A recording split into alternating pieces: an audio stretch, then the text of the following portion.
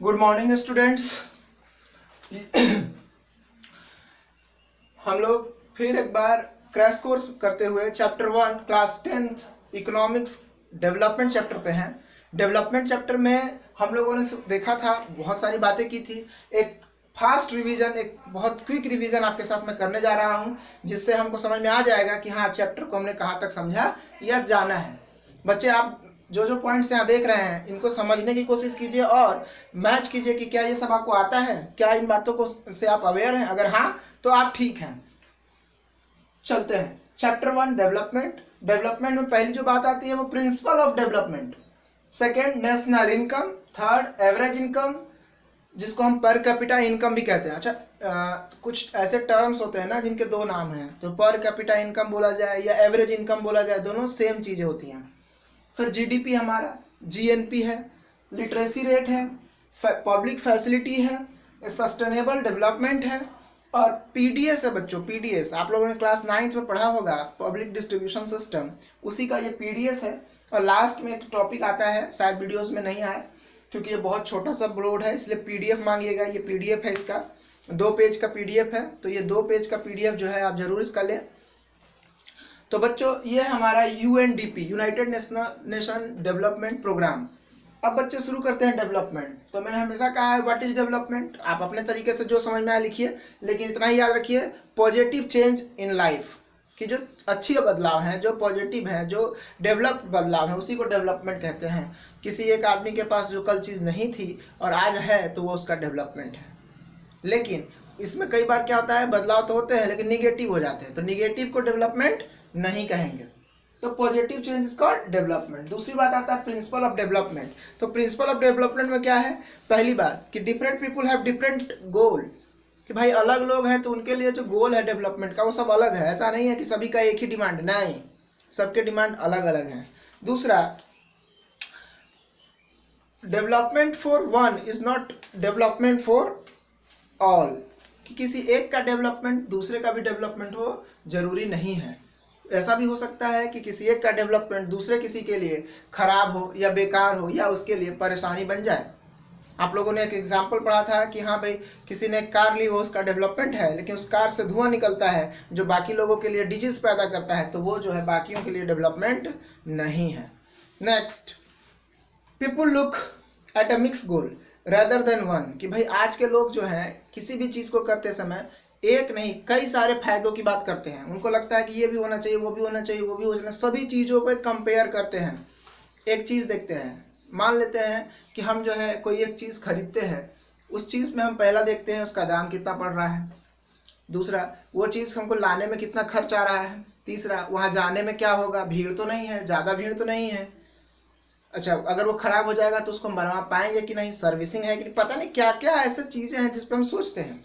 इस चैप्टर में भी जो है हम एक बात करते हैं किसी जॉब की, तो जॉब लोकेशन क्या है, जॉब की टाइमिंग क्या है, सैलरी क्या है, वहाँ का इन्वायरमेंट कैसा है, सैलरी टाइम पे मिलता है कि नहीं। तो ये बहुत सारे फैक्टर हैं जिनको सोचकर हम जो है उस चीज़ को चूज़ करते हैं। तो ये तीनों जो है प्रिंसिपल हैं किसी भी चीज़ के, किसी भी डेवलपमेंट के। अब हम बात करते हैं कि हमारा ये जो एवरेज इनकम, नेशनल इनकम है, क्या है नेशनल इनकम। नाम से लग रहा है नेशनल इनकम, नेशन का इनकम, कंप्लीट पूरे देश का जो इनकम है वो हमारा नेशनल इनकम होता है एक फाइनेंशियल ईयर में। एक फाइनेंशियल ईयर में बच्चों, ये जुलाई 1 तारीख से शुरू होकर 30 जून तक होता है। फाइनेंशियल ईयर 1 जुलाई से शुरू होकर 30 जून तक होता है। आपको पता हो कि हमारे देश में जीएसटी 1 जुलाई को लागू हुआ था, उसका यही कारण है क्योंकि फाइनेंशियल ईयर हमेशा 1 जुलाई से शुरू होता है और 30 जून को खत्म होता है। Next, average income.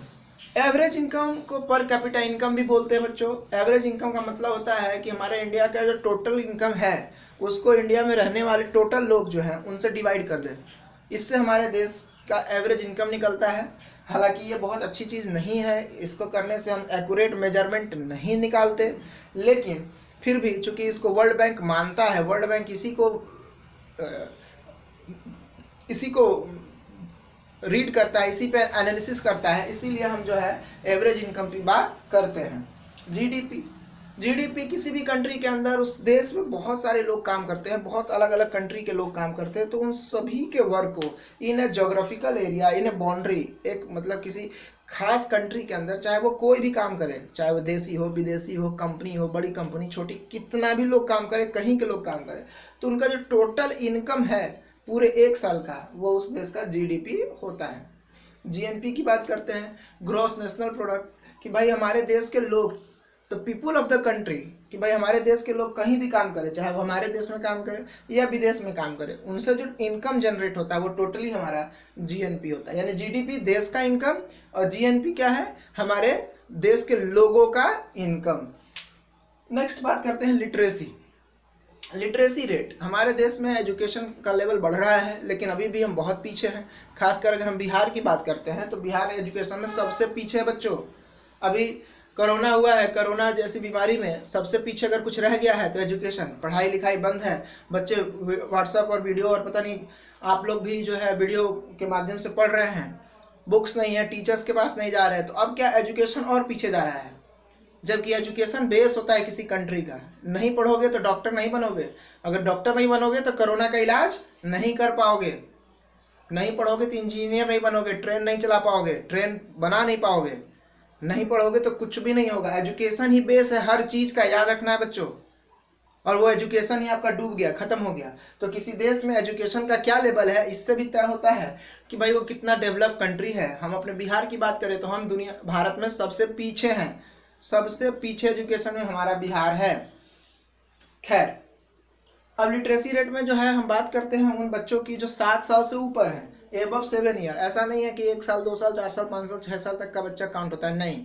हम जब भी बात करते हैं 7 साल के बच्चे से शुरू करते हैं और उसके आगे सभी बच्चों की बात करते हैं। Public facilities and sustainable development. Public facilities क्या है, तो पब्लिक फैसिलिटी का मतलब होता है किसी कंट्री के अंदर किस तरह की व्यवस्थाएं हैं, सड़कें हैं तो कैसी हैं, स्कूल हैं तो कैसे हैं, बस है तो कैसा है, बस टर्मिनल यानी कि बस स्टैंड है तो कैसा है, रेलवे लाइन कैसी है, रेल का कैसा नेटवर्क, हवाई जहाज आता है कि नहीं।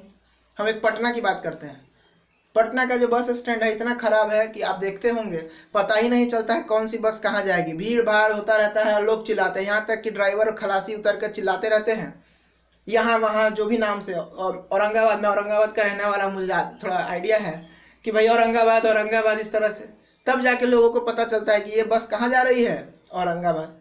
आप तमिलनाडु चले जाइए, वहाँ किसी से किसी को नहीं पूछना है, वहाँ सब कुछ साइन बोर्ड लगा हुआ है कौन सी बस कहाँ जाएगी, रास्ते पे लिखा हुआ है कि कहाँ जाने वाली बस पकड़ने के लिए हम कहाँ जाएं। टैक्सीज हैं, कार अवेलेबल हैं, हमारे यहाँ तो कार है तो ओला से पहले बुक कीजिए तब मिलेगा। आप कलकत्ता से छोड़ दीजिए, कलकत्ता जाइए, कलकत्ता में सभी चीज़ें इतनी स्विफ्ट मतलब इजीली मिल जाती हैं कि लगता ही नहीं है कि बिहार से पीछे है वो। तो हमारे यहाँ पब्लिक फैसिलिटीज़ में स्कूल, अब स्कूल हमारे यहाँ अपने स्कूल के बगल में आपने गजाधर गली में स्कूल देखा है, सरकारी स्कूल, बगल में कचरा गिरता है, वो कचरा जो है पूरे पटना का कचरा है, पूरे पोस्टल पार्क का कचरा है। उस कचरे से हमारे यहाँ बीमारी फैलती है, बच्चे वहीं आते हैं, कोई ड्रेस नहीं, किसी भी तरह पहुँच गए, बस खाना खाया, खिचड़ी, पता नहीं मिड डे मील स्कीम है और लोग चले गए। तो हमारे यहाँ स्कूल बेकार हो रहे हैं, जो भी गवर्नमेंट स्कूल है। तो ये सब चीज़ें दिखाती हैं कि हमारा जो राज्य है वो पिछड़ता जा रहा है। और इन्हीं सब चीज़ों पर जो है ग्राफ तैयार किया जाता है कि पूरे वर्ल्ड में कौन सी कंट्री अच्छी है और कौन सी कंट्री खराब है। खैर, बिहार के लिए आप खुद से ही पता कर लें कि कैसी है, क्योंकि आप खुद बिहार में रहते हैं, खुद एनालिसिस कीजिए। PDS, public distribution system. हमारे कंट्री में हर चीज़ अवेलेबल है, हर चीज़ अवेलेबल है, लेकिन हर चीज़ का कॉस्ट है। अब हर कॉस्ट हर आदमी बियर नहीं कर सकता। स्कूल बहुत अच्छे भी हैं, 10,000 रुपये महीने का है स्कूल, कुछ ऐसे भी है जो 5,000 लेते हैं, कुछ ऐसे भी है जो 2,000 लेते हैं, कुछ ऐसे भी है जो 1,000 लेते हैं। अब पर्सन टू पर्सन हर आदमी ऐसा है जो अपने इनकम के हिसाब से अपने बच्चों को पढ़ाता है। लेकिन जो गरीब आदमी है जिसके पास 1 भी रुपया नहीं, वो कहाँ जाएगा, तो वो जाएगा गवर्नमेंट स्कूल में। हाँ, तो उसी तरह हमारे यहाँ सभी चीज़ें अवेलेबल हैं, चावल दाल आटा, लेकिन सभी आदमी उसको खरीद नहीं सकते क्योंकि रेट बहुत महंगा है। तो गरीबों के लिए सबसे सस्ते दाम पर जो है प्रोडक्ट अवेलेबल कराना, जैसे चावल दाल गेहूँ, इन चीज़ों को अवेलेबल कराने के लिए सरकार ने अपनी दुकानें, अपने राशन शॉप खोल रखे होते हैं, और उसी राशन शॉप का नाम पीडीएस होता है बच्चों। क्या होता है? PDS, public distribution system. आपने सुना होगा कोटा का नाम, राशन का नाम, वहाँ से जो है महीने में 5 किलो 10 किलो ऐसे करके अनाज मिलता है। आपको इकोनॉमिक्स क्लास 9th का लास्ट चैप्टर याद होगा, फूड सिक्योरिटी इन इंडिया, उसमें आपने पीडीएस और आरपीडीएस पढ़ा है मुझसे। तो अब बच्चों पीडीएस है कि नहीं, कितना सारा पीडीएस है अभी पूरे हम चंदमारी रोड और पोस्टल पार्क और सभी कंकड़बाग में देखें तो बहुत कम ही दुकानें हैं, और उसमें भी पता नहीं चलता है कि कौन है कौन नहीं। दुकानें तो 1 लाख हैं, पता नहीं कितनी दुकानें, हर मकान में नीचे 4 दुकान है, लेकिन पीडीएस की दुकान बिल्कुल कम है। तो इससे भी तय होता है कि सरकार कितनी अच्छी है, वहाँ के लोगों को क्या फैसिलिटी मिल रही है, और नहीं मिल रही तो उस एरिया जो है डेवलप है या नहीं।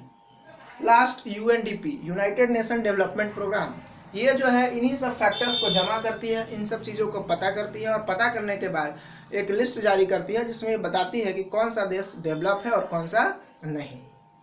बच्चों बाद बाकी आप अपने आप से नोट्स बनाएं, खुद जो इस चीज़ों को जानते हैं आप, हो सकता है मैं जो बता रहा हूँ उसके बाद भी कुछ बातें आपको पता है, तो आप जो है उनका एक बड़ा सा नोट्स बनाएं। ऐसा ना हो कि बस यही 2-4 बातें आप लिखें, क्योंकि टाइम बहुत मिल रहा है। देखते हैं क्या होता है, अभी आने वाले टाइम में स्कूल खुलेंगे नहीं खुलेंगे क्या होंगे, जल्दबाजी में कुछ कहना पॉसिबल नहीं है। तो अपने घर में बड़े भाई लोग, मम्मी पापा, जो भी आपको बता सकते हैं, दीदी हैं जो आपको बता सकते हैं, उनसे मदद लीजिए और अपने एजुकेशन को बढ़ाते रहिए। Thank you.